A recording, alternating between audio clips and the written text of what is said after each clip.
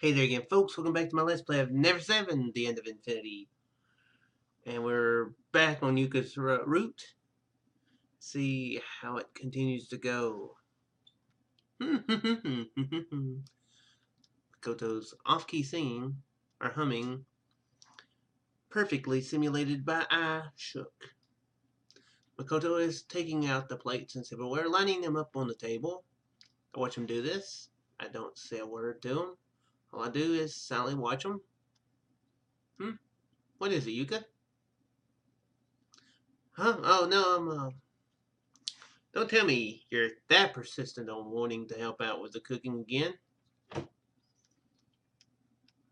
That won't work. I tried offering my assistance to Demi-san as well, but she refused me. Huh? Am I wrong? Yes, you are. What is it? I wanted to talk for a bit. Makoto looks back and forth between the kitchen and living room. Fortunately, no one is coming. What's wrong? Are you worried about something? That's not it. Makoto quietly walks over to me. Then he gently strokes my hair. I lose the ability to move as if I've suddenly come down with sleep paralysis. Okay. Interesting thing to think about, I guess. Nevertheless, I feel shivers repeatedly running inside my body. Right now, I feel both relief and anxiety. Is it because of how well everything's been going so far? I'm uneasy. I finally let those two words out. Koto touches my hair again and slowly strokes it. And then I do suffer from sleep paralysis and fall out onto the kitchen floor. Don't worry. I'll take care of everything. So it's alright if you don't want to do anything. You don't have to worry anymore. Koto's hand goes from my hair to my cheek.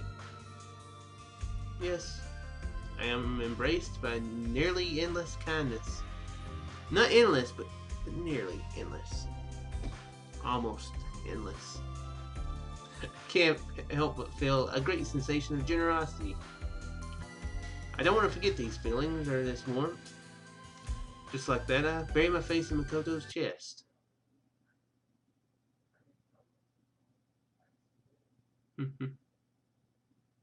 Okay. Apparently, Saki's talking a little slowly. Yuka, hey, where are you, Yuka?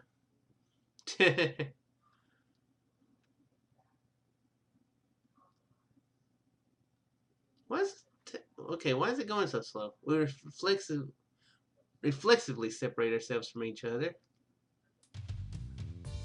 Ah, there you are. Jeez, I was wondering where you went.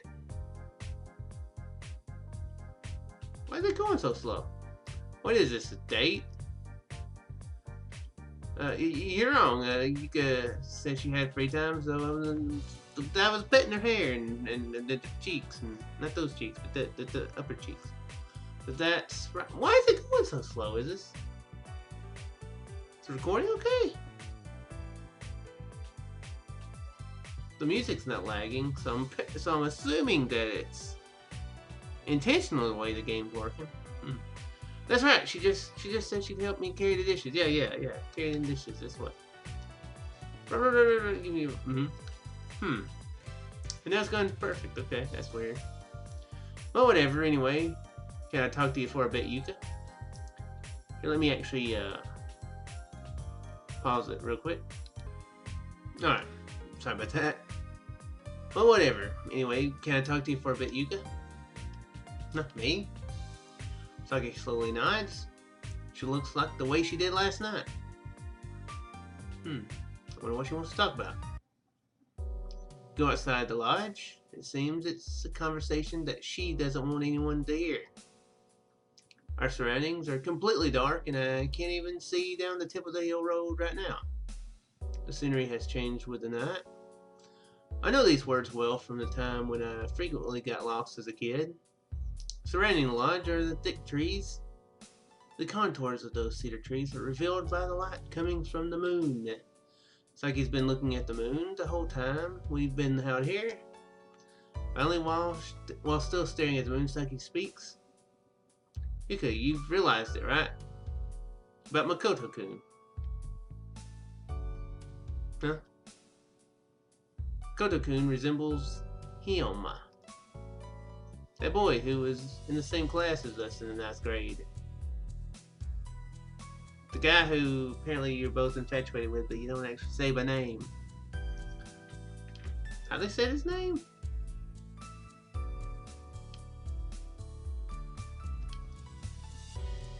You probably think that too, don't you? Saki firmly stares at me. I have no clue what you're talking about.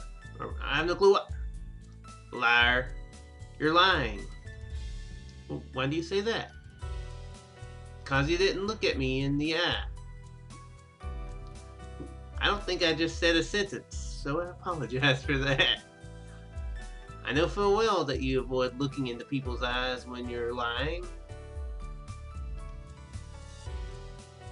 If I've realized it, then you've definitely noticed it as well.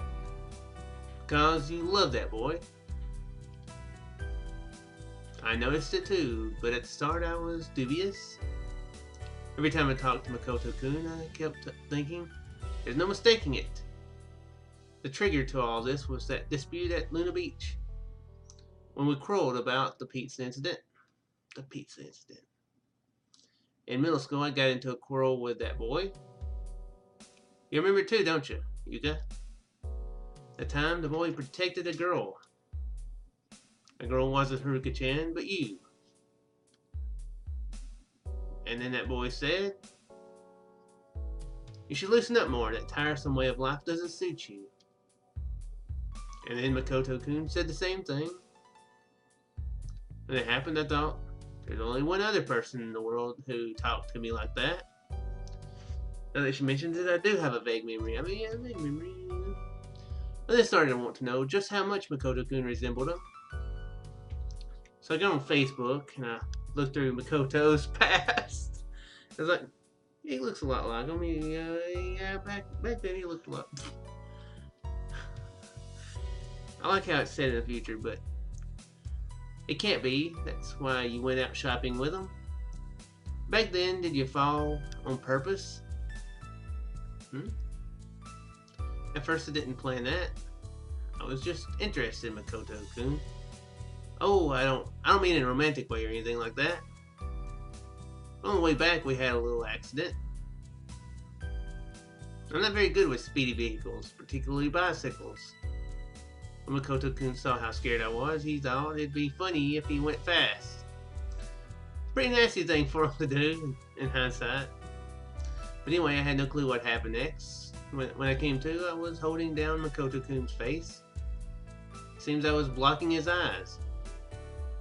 So Makoto lost control of the bike and then fell. I was about to say, is that based on the different choices I have? But I didn't have a choice in that, did I?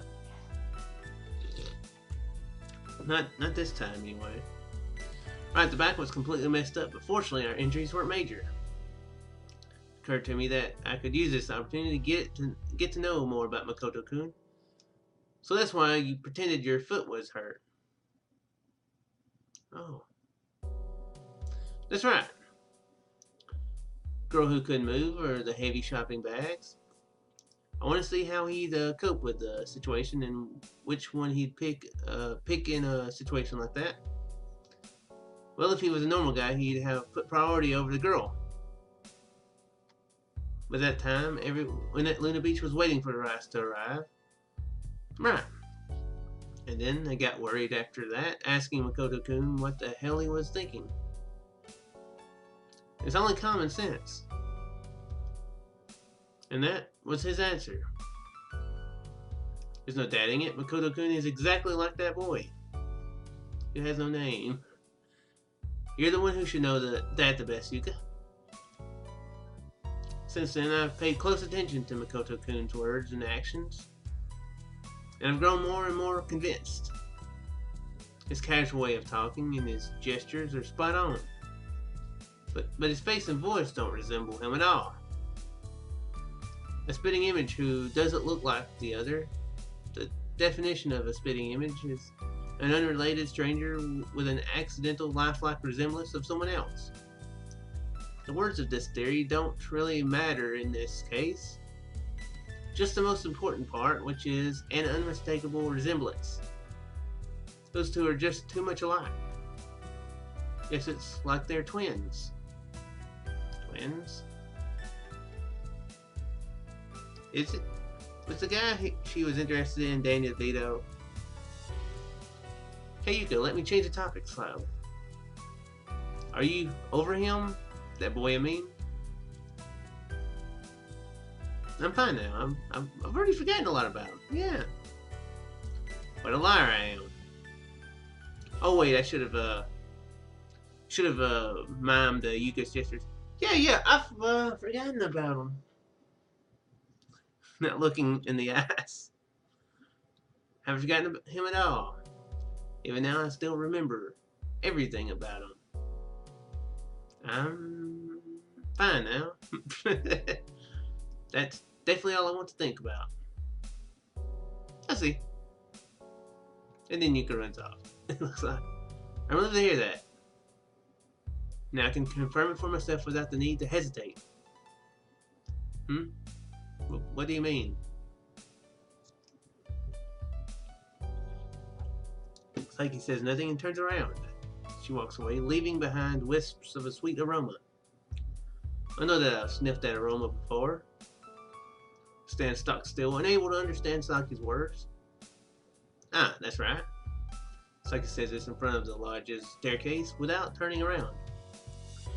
I forgot to say this. I also love that boy. Okay. Yeah, it's pretty obvious though. Like last time Izumi-san had made curry for dinner. I'm pretty sure she specifically said that at one point. I think. Maybe it was when they were in the graveyard or something. Can't remember exactly. Like last time Izumi-san has made curry for dinner. Unfortunately, the food has no flavor to me. Saki's words are running around and around in my head over and over again. Continue to think about the meaning of those words, not eating a bite. Makoto-kun is exactly like that boy. Are you over him? The boy, I mean. Why does she need to ask me that? Saki has nothing to gain from that. Now I can confirm it for myself without the need to hesitate. What? What is she going to confirm? I also love that boy. It's pretty obvious, actually. I didn't know. I had no idea that Saki felt that way. I had no idea. Why tell me now, of all times? I don't understand you, Saki. Or is it that I'm not trying to understand? Feels like there's a slicing pain in my chest. I look back and forth between Makoto and Saki. Makoto is eating a meal with great vigor. Saki eats her meal with an unconcerned face. Just then Makoto's eyes fix on me. A worried expression rises to Makoto's face. It looks like he wants to open his mouth and say something. Hey, Kirby just got a good idea. There's an old graveyard close by. How about having a test of courage there? This will be an interesting perspective with Yuka. We're in the dim forest, walking towards the abandoned graveyard. I completely forgot that tonight was a test of courage. As usual, I'm not looking forward to it. Is it because I'm scared? Or is it that I don't feel like having fun? I'm still thinking after all. But the meaning of Saki's words, that is. As I keep coming up with no answer, I look for Makoto. I don't know why I am. It's just that right now I need Makoto. The reason doesn't matter. Makoto's back. After a little while, I find Makoto. Makoto. I'm realizing I'm saying Makoto a lot right now. However, what? Walking beside Makoto is Saki. They're talking about something. Unfortunately, I can't make any of it out. Could it be that this is what Saki meant when she said confirm? Makoto says something. When she hears it, Saki looks surprised, but smiles a second later. And then after exchanging a few more words, she leaves Makoto. Makoto seems to be thinking about something. Just what was it that they were talking about? Could they just have been having a normal conversation? Or is there more to it than that? I don't know, but I don't want to try to learn either. Huh, what's wrong with you, Chan? You're just staying around. Quit holding us up. Yuka-chan. I suddenly break off into a run. Run away, run away. I keep running away. But where would I even go? Just take off? I don't remember that. Okay.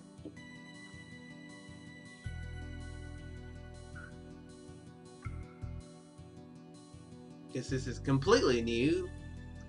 I remember her running off in the second test of courage and her route. So I guess perhaps this isn't her route exactly. Well, I guess this is actually exactly her route. Her Makoto route. Don't really remember much of what happens after that. I have fragmented memories of what happened, but not that much. Makoto and Saki paired up.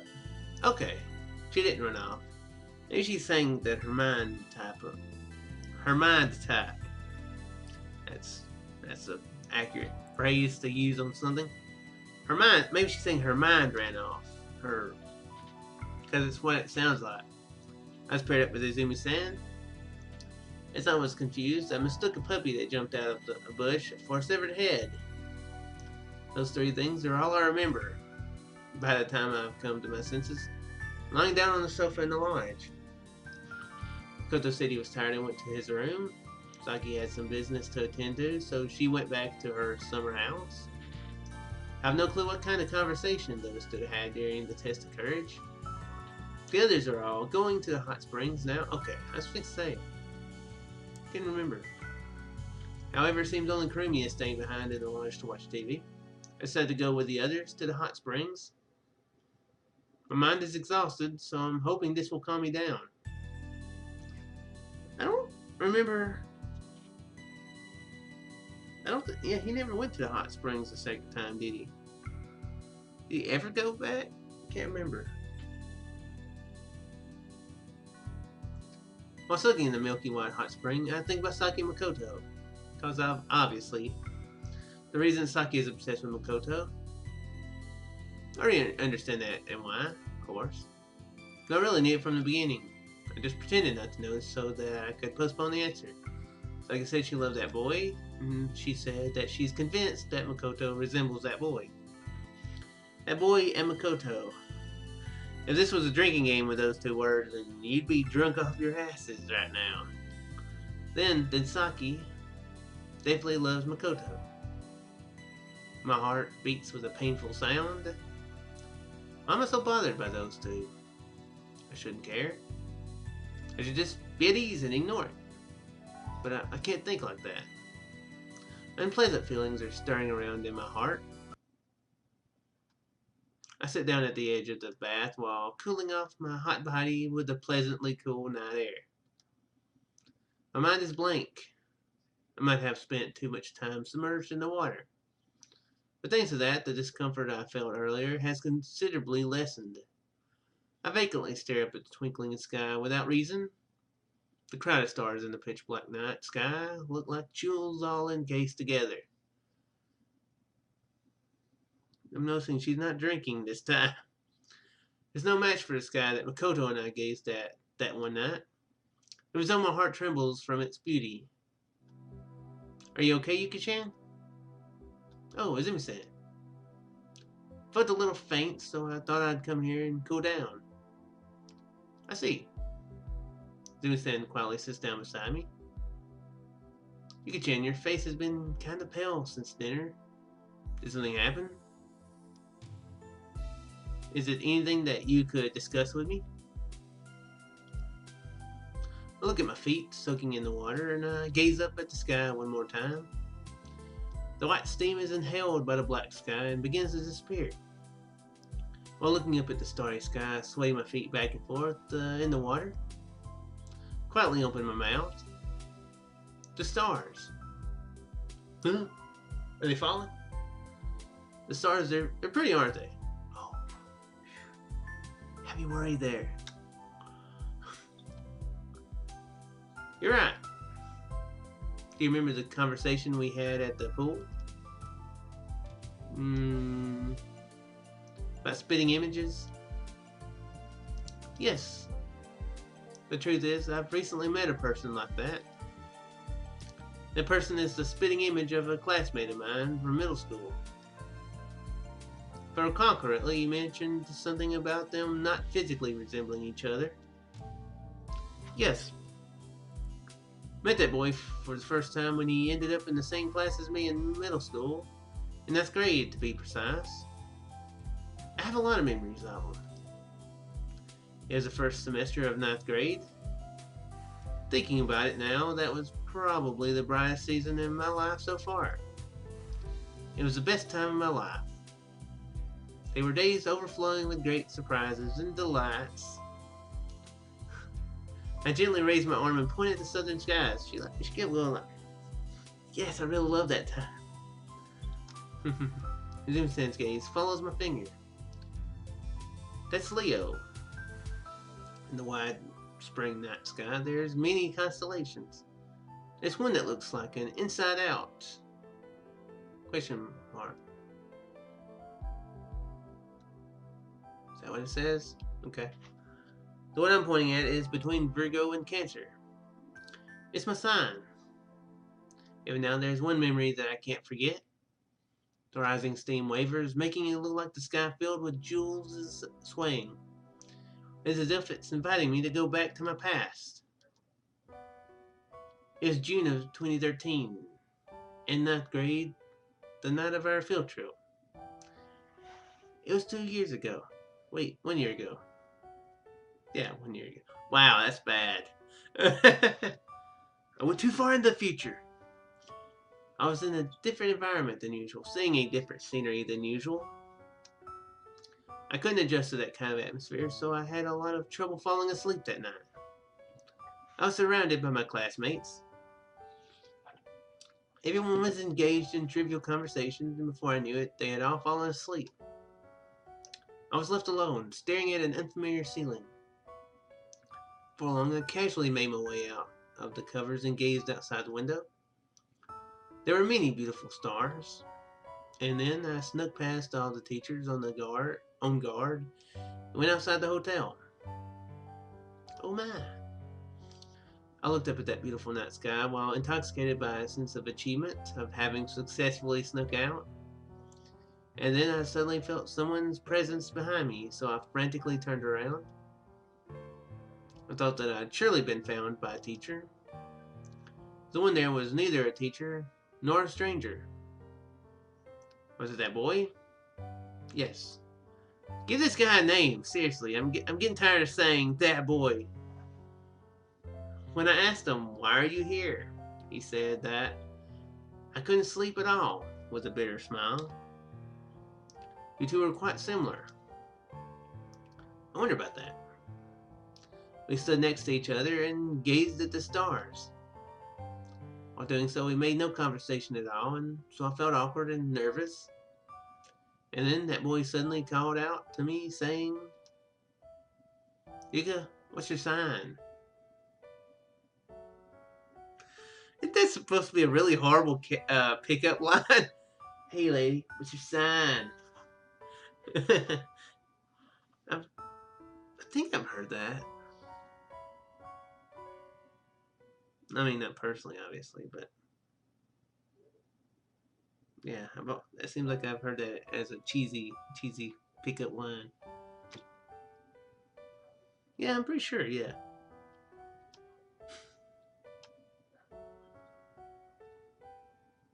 Yuka, what's your sign? Huh? You know, your zodiac sign, like Aries, Virgo. See, I'm not even sure what mine is. So, it's kind of a weird thing to just randomly ask somebody. Right. I'm a Leo, I think. A Leo, huh? Oops, my bad. Unfortunately, you can't see it, but if it were April, it'd appear about right here. Okay, sorry. Important text. Leo, that's the constellation of the man-eating lion that Hercules exterminated in the Nemean forest.